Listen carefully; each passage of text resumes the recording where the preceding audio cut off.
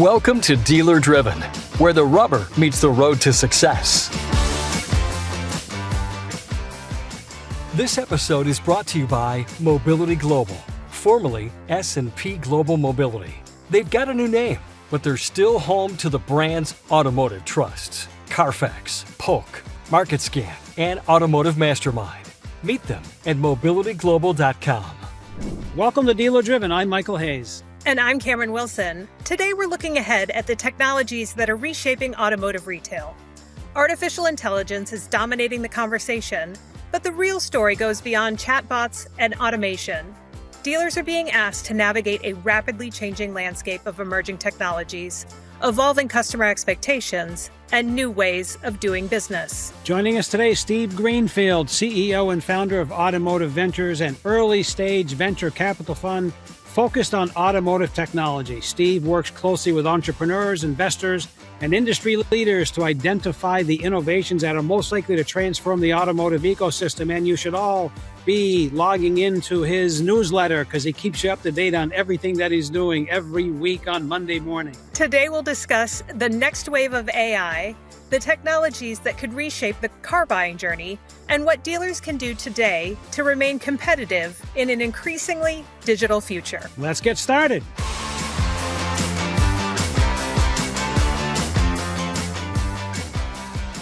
Steve, welcome to the show. We're so happy to have you. Cameron, Michael, it's great to be here, and I'm really excited to have this conversation today.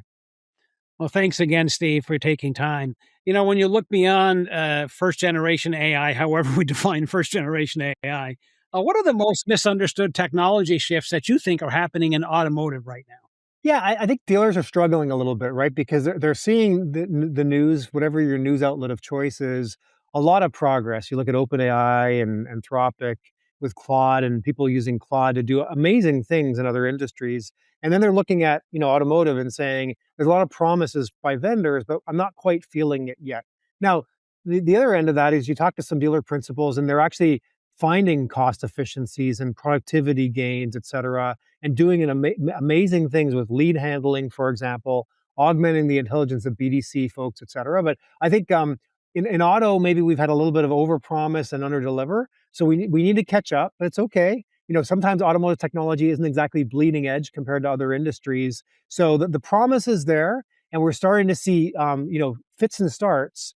But I think that it's yet to realize the full potential of what we're seeing elsewhere outside of automotive. So, Steve, I'm sure this has happened in more than this instance, but did you see the recent news story about a Canadian dealer's chatbot overquoting a trade by $7,000? I'm wondering, how can a dealer protect from a mistake like this? Well, one is it always makes me smile because it's the same thing that we're seeing with autonomous vehicles, that there's like zero tolerance if, for example, it runs over an animal, yet, human drivers run over animals all day long and hit deers, et cetera. But the first time a Waymo hits a deer, we're going to shut down the Waymo program. So I do think that there's probably different, like how often does some Greenpeace salesperson misquote a car, either a price or a trade, and like, oh, it's a fiasco and it's a big problem where the general manager needs to step in and unwind the deal.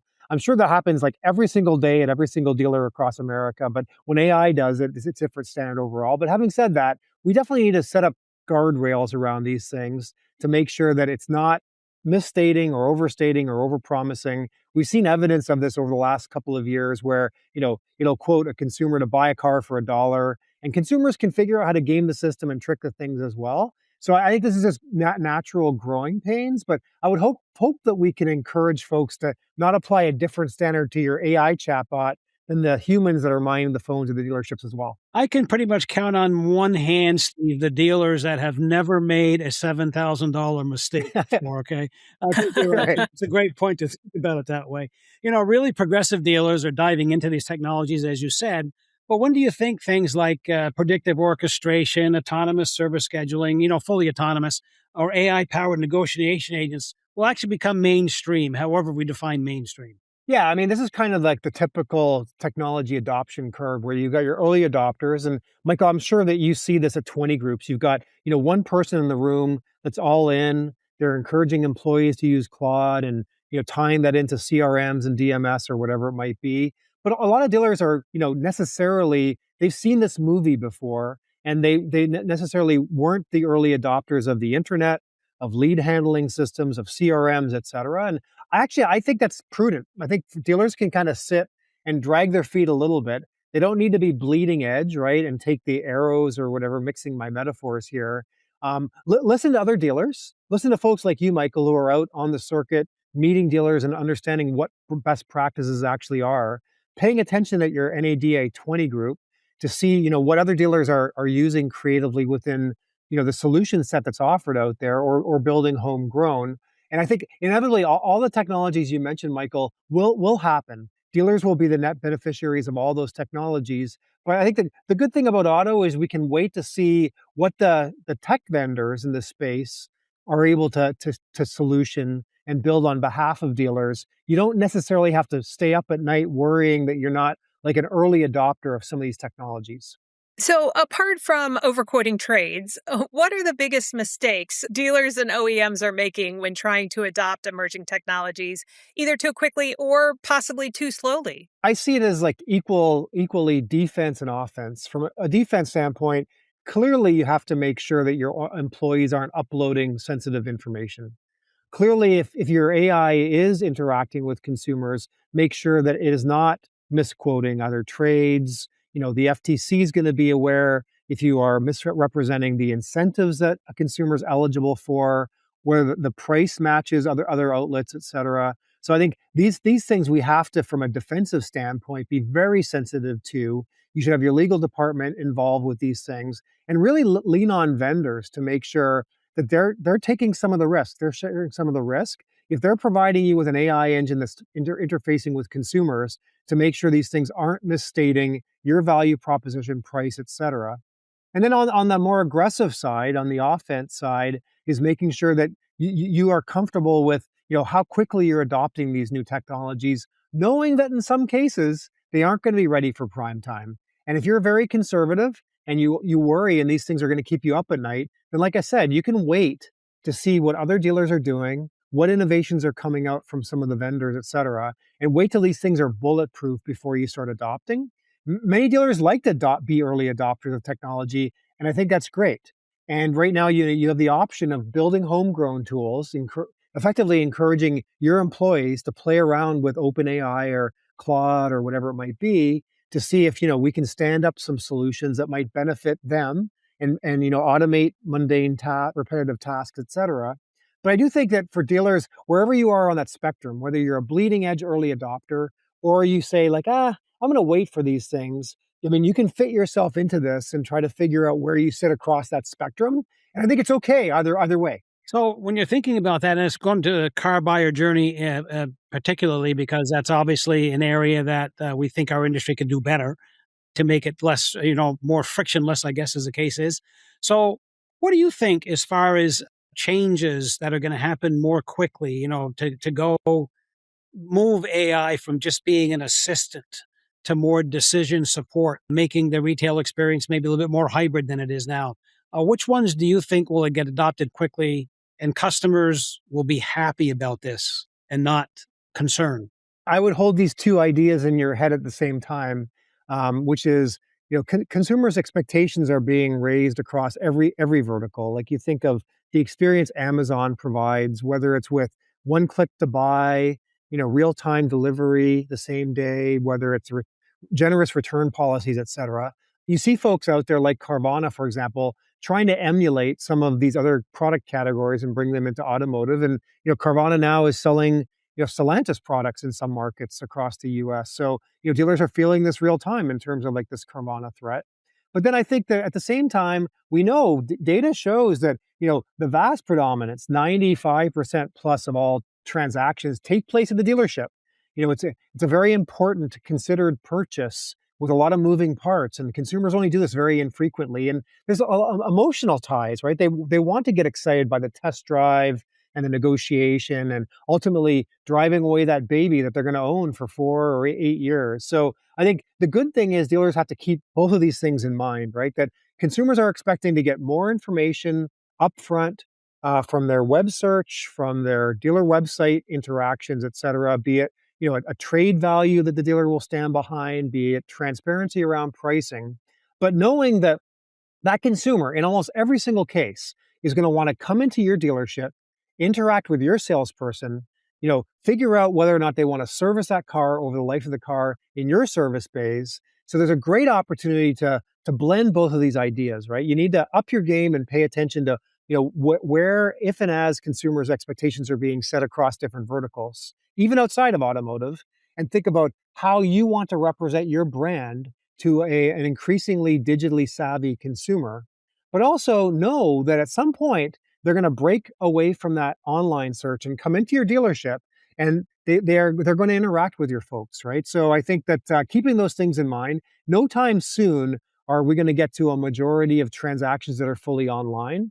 That ship has sailed and it's not happening.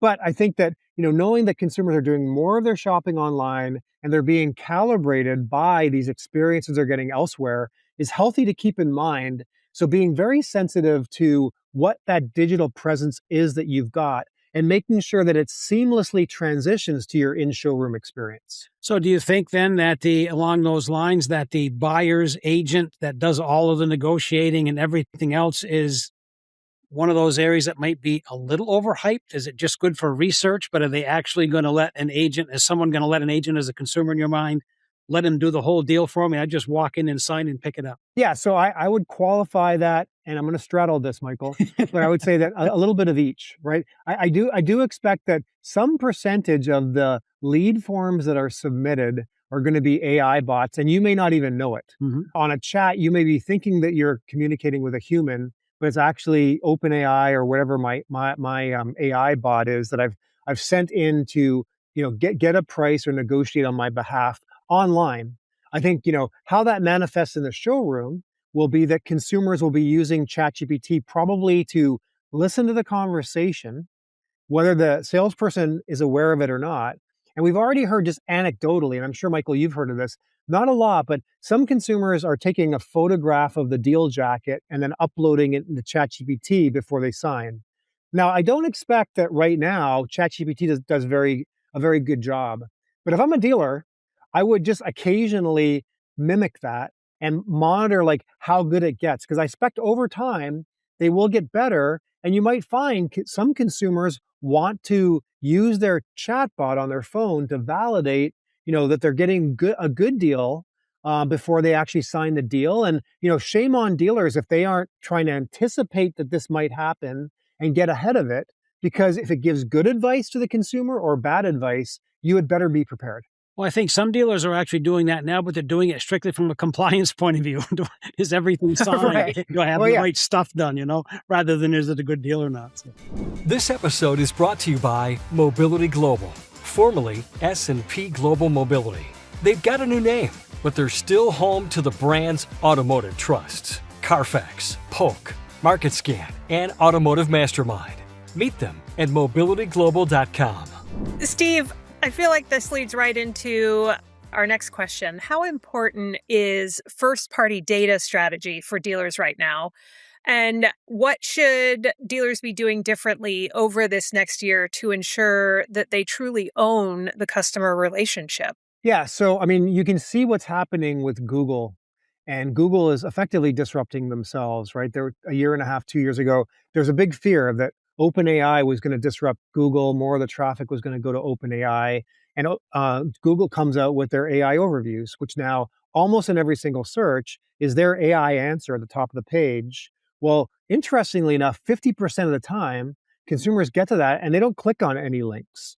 So whereas the dealer used to think about SEO and optimization or paid search, now 50% of the time, the consumer reads that AI overview and never goes any further, right? So whether a consumer now is using ChatGPT, which is increasingly the case, to ask which dealer should I buy from or which car I should buy, dealers had better be mystery shopping themselves, going to Google, going to Claude, going to OpenAI, and asking what would in the past be search terms that we would look for in Google into these AI engines and see what the answers are.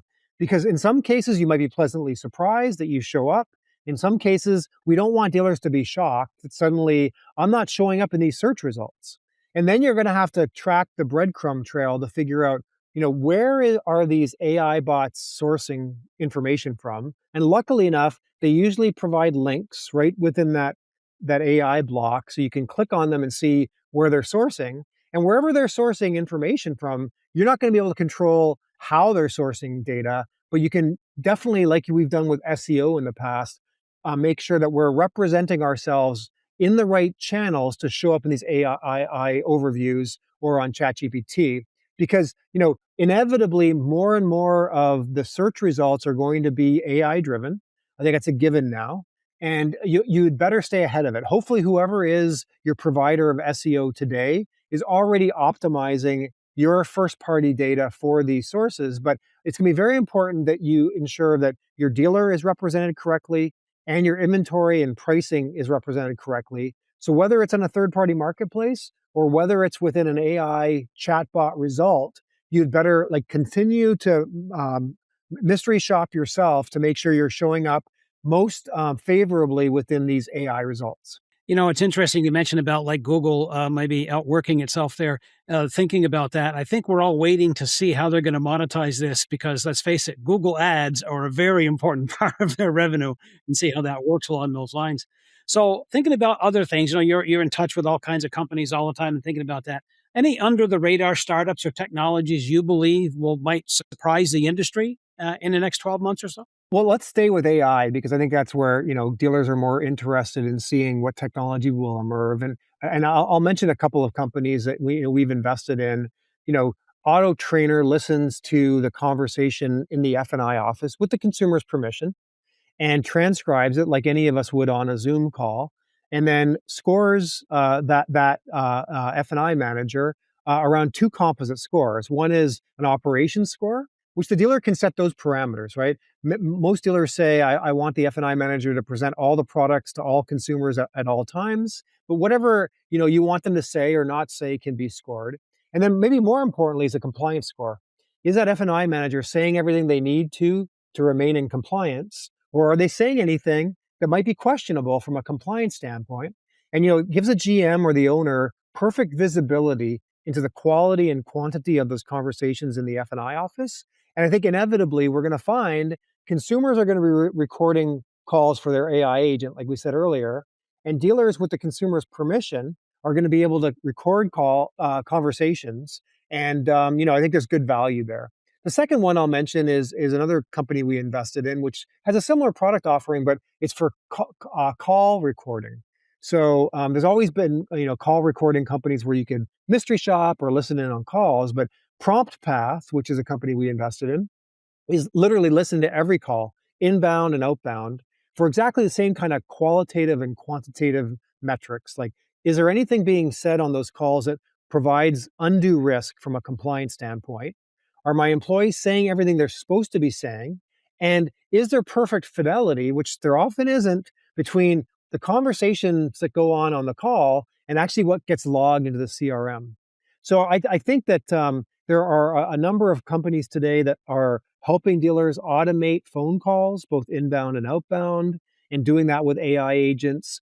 I think there'll be all kinds of these new AI companies that really help augment the productivity and the intelligence of employees, help dealers sleep better at night, that from a compliance standpoint, they've got no flanks that are exposed, but also just if there are best practices that a dealer is hoping that each of their employees embodies every day, just to be able to be sure that all of those best practices are being communicated at all times. And when they aren't, provide a coaching opportunity to really quickly provide each and every employee with the opportunity to improve, which should raise the tide for all employees, meaning you're getting a better consumer experience every single time consistently across every employee that has a consumer touch point. So a coach at a reduced cost, maybe. Okay, there we go. I was going to say our regulatory team, I'm sure, will be thrilled to learn more about the compliance opportunities with AI. That's definitely new to me. So, Steve, if I can ask you to get out your crystal ball and do a little predicting for us, as we look out even further, let's say 2 years out, what single shift do you think will most fundamentally change how consumers interact with vehicles and how dealerships do business? Yeah, I think that, consumers are going to continue to have richer information about vehicles to be able to make a decision when they're considering multiple vehicles and have recommendations, probably powered by AI, to help them more efficiently figure out which cars to consider, but winnow those down to the exact car that they want. And then I do think, like Michael said earlier, don't be surprised when we've got AI agents that are reaching out to dealers to negotiate. Like typically now, any negotiation that goes online is either through chat or email or phone calls. But, very quickly here, consumers are going to have pretty good negotiators in their pocket. And dealers are going to have to be prepared for this, right? I think there's always been this benefit that dealers have had where they know that the consumer only, has to negotiate a car every 4 years, whereas a salesperson who's trained is doing this every single day, multiple times a day. Well, I think the playing field is going to get leveled pretty quickly. I think for a dealer who gets ahead of that, they're going to be able to think through, okay, well, if this is true, and many times, my salespeople are going to be negotiating with some AI agent, then how do I make sure they're better equipped to be prepared for this? I think if anything, it may shorten the amount of time that consumers are shopping, and it may remove friction from both sides of the equation. But I think the dealers that embrace this technology, well, one, that they embrace the fact that this change is going to happen, and then embrace their ways of working to make sure that they're prepared for this. I think there's probably a meeting of the minds that's going to be able to happen that is going to be able to shorten the shopping process, bring consumers in a better way, increase CSI overall. But I think that dealers that are left behind may be feeling at a disadvantage when these effectively, professional negotiators in our pocket, the average consumer is armed to be a better negotiator than they have been in the past. Okay, Steve, if you're advising a dealer or a dealer group today, what is one piece of advice you are going to give them to stay competitive over the next year? So I would almost recommend you forget the word AI.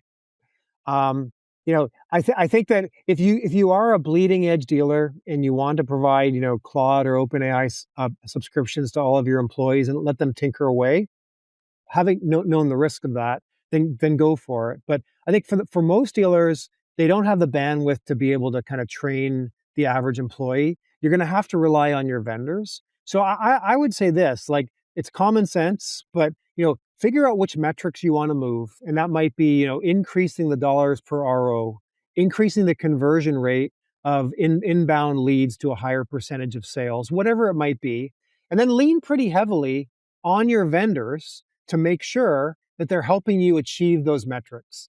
It doesn't really matter if they're doing that with AI or they're not. You should be sort of indifferent to whether AI is powering those metrics in terms of if they're improving or not. But over time, your vendors should feel pressure to help you move the metrics that matter, select a couple of metrics that matter. And then, like I said, who cares if these new solutions that your vendors are bringing out are AI powered or not? It doesn't really matter. I imagine most of them will be.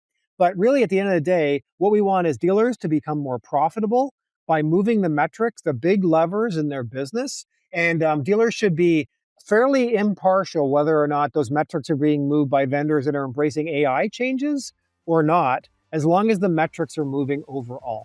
That's a great tip. Wow. Well, Steve, I can't thank you enough for joining us today. Thank you. No problem at all. It's been a pleasure being here, and happy to connect with any dealers that have dialed in for today's conversation. Thank you, Steve. Thank you. That's all the time we have for today's episode. A big thank you to Steve Greenfield for joining us to share how you can be ready for the next wave of automotive technology and AI. I'm Michael Hayes. And I'm Cameron Wilson. This has been Dealer Driven from NADA. Keep your dealership in drive, and we'll see you next time.